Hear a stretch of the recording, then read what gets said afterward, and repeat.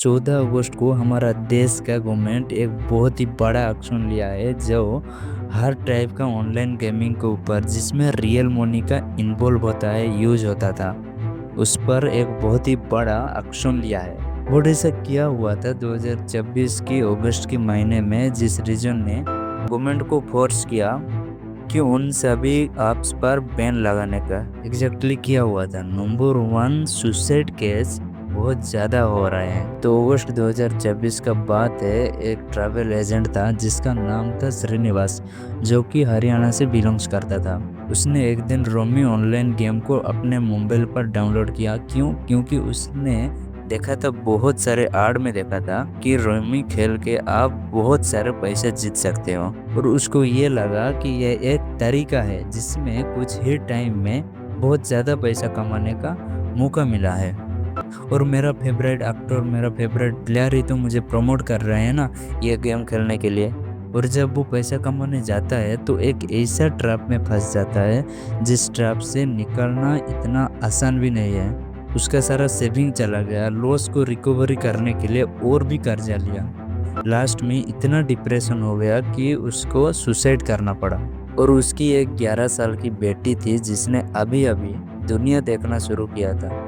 और पूरी फैमिली इसी रीजन से सुसाइड कर दिया। देन इसी सुसाइड केस के बाद गवर्नमेंट का नज़र इसी तरह का रीजन्स के ऊपर पड़ी। ये एक केस नहीं है इसका, इससे पहले भी बेंगलुरु का एक ऑटो ड्राइवर जिसने सुसाइड कर लिया। क्योंकि उसने इसी तरह का ऑनलाइन गेमिंग में 10 लाख रुपया लॉस कर गया था। आप एक बात सोचो, हमारा देश में एक ऑटो ड्राइवर को 10 लाख कमाने के लिए कितना वक्त लगेगा? आप बोलेंगे बहुत टाइम लगेगा। ऑफ कोर्स बहुत टाइम लगेगा, कई साल लग जाएंगे।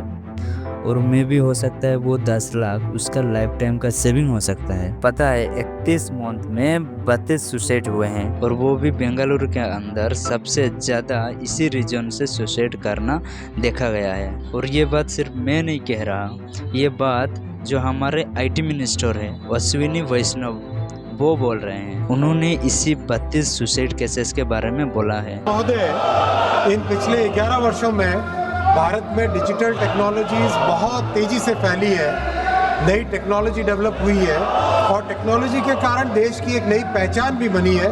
स्टार्टअप इकोसिस्टम आगे बढ़ा है। माननीय अध्यक्ष जी, टेक्नोलॉजी से कई लाभ हैं। ऑनलाइन डिजिटल टेक्नोलॉजी से संबंधित एक सेक्टर ऐसा है ऑनलाइन गेमिंग, जो एक बहुत महत्वपूर्ण सेक्टर बना है। इस सेक्टर में 3 सेगमेंट हैं।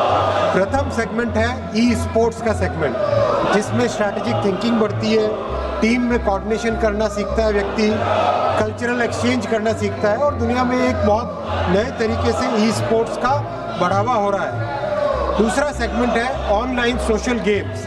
हम सब ने ऑनलाइन सोशल गेम्स, चाहे सॉलिटेयर हो, चाहे चेस हो, चाहे सुडोकू हो, ये सब देखे खेल सीखने के लिए उपयोगी है, एजुकेशन के लिए उपयोगी है, एंटरटेनमेंट के लिए भी उपयोगी है, मेमोरी बढ़ाने के लिए उपयोगी और वाइडली अवेलेबल है, वाइडली खेले जाते हैं। लेकिन माननीय अध्यक्ष जी, एक तीसरा सेगमेंट ऐसा है ऑनलाइन मनी गेम्स, जो कि आज समाज में बड़ा चिंता का विषय बना है। जैसा आपने आरंभ में कहा, कई ऐसे परिवार है, कई ऐसे व्यक्ति है जिनको ऑनलाइन मनी गेम्स के कारण एक एडिक्शन हो जाता है, ज़िंदगी भर की बचत गेम में उड़ा दी जाती है। फ्रॉड और चीटिंग एल्गोरिदम्स ऐसे होते हैं कि पता नहीं चलता कि कौन किसके साथ खेल रहा है, और एल्गोरिदम्स ओपेक एल्गोरिदम्स होते हैं, हार निश्चय हो जाती है। फाइनेंशियल लॉसेस, माननीय अध्यक्ष जी, ये बिल लोकसभा में इंट्रोड्यूस हुआ है कुछ ही दिनों पहले। अगर राज्यसभा जाने के बाद एक्ट में कन्वर्ट हो जाता है, एक्ट बन जाता है, तो उन्हीं सभी बिजनेसेस को बंद करना कंपलसरी पड़ जाएगा। एक्चुअली ये बिल को 3 कैटेगरी के गेम को लेके बनाया गया है। पहला है ई स्पोर्ट्स, जिसके अंदर फ्री फायर, पबजी इसी तरह का गेम आएंगे। इसी तरह का गेम में क्रिएटिविटी का यूज होता है और इसी गेम को गवर्नमेंट प्रमोट करेगा। दूसरा है सोशल गेम। सोशल गेम के अंदर चेस, कैरम और लूडो जैसे गेम आ सकते हैं। अगर लूडो खेलने में रियल मनी इन्वॉल्व है तो वो सोशल गेम में नहीं आएगा। अगर उसमें बिना विदाउट रियल मनी खेला जा रहा है तो वो सोशल गेम में आ सकता है। तीसरा है रियल मनी गेम, जिसके अंदर जितने भी रियल मनी इन्वॉल्व गेम है, जिस गेम में रियल मनी इन्वॉल्व है, सब इसी कैटेगरी में आएंगे। और इसी कैटेगरी को सरकार यानी कि गवर्नमेंट बैन करना चाहता है। गवर्नमेंट का क्लियर एम है कि सेफ गेम को प्रमोट करना, सभी लोगों को बताना, ये गेम खेलने के लिए सजेस्ट करना, लेकिन रिस्की गेम को रेगुलेट कर देना। इसी दौरान कई लोग बोलेंगे गवर्नमेंट को हजारों करोड़ों का जीएसटी लॉस हो रहा है। ये बात जान लो कि अगर गवर्नमेंट इन सभी ऐप्स को, बिजनेसेस को बैन कर रहा है तो उसको ये भी पता होगा कि किस तरह से क्या करने पर जीएसटी लिया जा सकता है। अगर लोगों के पास पैसा होगा तो वो बड़े बड़े प्रॉपर्टी खरीदेंगे, एजुकेशन के लिए कंप्यूटर खरीदेंगे, कार खरीदेंगे, गिफ्ट देंगे। इसमें भी गवर्नमेंट को जीएसटी चला जाएगा, वो कैसे भी करके जीएसटी लेगा ही लेगा।